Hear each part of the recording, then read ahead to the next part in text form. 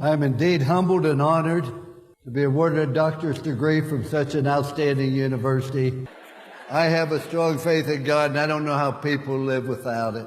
Ladies and gentlemen, I want you to know this. I was born with a silver spoon in my mouth. I know. I was born in Fallsby, West Virginia. And I went by where I was born last night about 10:30. I was born in a cellar at home, delivered by Dr. McGraw. We had one bedroom for my sister, myself, and my parents. We had a half bath and a kitchen. 7.5 years we lived in that place. There was no welfare.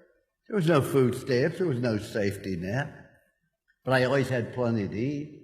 Because every time I asked for seconds, my dad would say, no, you had plenty. But the reason I was born with a silver spoon, my dad had only gone to the 3rd grade. That's all the education he had. But why was I born with a silver spoon in my mouth? Because I was taught by my parents that life's a matter of making choices, wherever you are, good or bad, because of choices you make. See, there's a rule in life that you're either growing or you're dying. The tree's either growing or it's dying. So's grass, so's a marriage, so's a business, so's a person. Doesn't have a thing to do with age. My birthday candles cost more than a cake. But it has everything to do. Am I trying to get better? Am I trying to prove we got on top and say, you know, this is pretty good. Let's maintain it. Let's not take any risk. We finished 2nd in the country at Notre Dame. Everybody called me an idiot.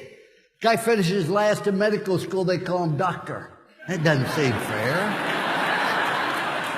When I left Notre Dame, I never thought I'd coach again. Where'd you go from Notre Dame? According to my mother, you go directly to heaven, you sit by the Pope. You don't coach anymore. And then I went to live in a town where the average age was deceased. And what I found out, I wasn't tired of coaching. You have to have something to hope for, something to dream.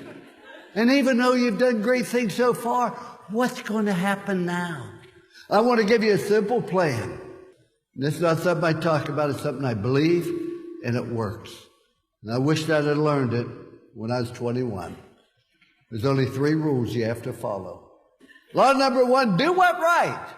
Do what's right and avoid what's wrong. If you have any doubt, get out the Bible. There's never a right time to do the wrong thing. And there's never a wrong time to do the right thing. Rule number 2. Do everything to the best of your ability with time allotted. Everybody can be the best you're capable of being. And I want to tell you, if you want to fail, you have the right to fail. That's what's great about this country. You do not have the right to cause other people to fail. Don't blame anybody else, but if you get an education, you're willing to work and overcome problems and difficulties, in this great country, you can amount to something.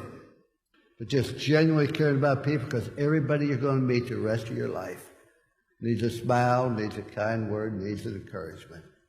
Because see, when you do the right thing, people are always going to be able to trust you. Trust, commitment, love. Because those are the 3 rules I had for my children, my team. My greatest accomplishment is not coaching, not TV, not speaking. The greatest accomplishment is my family. And I'm very proud of it. You can't take your money to heaven, but I'll tell you something. You can sure take your children to heaven with you. I leave you with this very last thought. Very last thought. Want to be happy for an hour? Eat a steak. Want to be happy for a day? Play golf. Want to be happy for a week? Go on a cruise. Want to be happy for a lifetime? Put your faith in Jesus Christ. Thank you very much. God bless.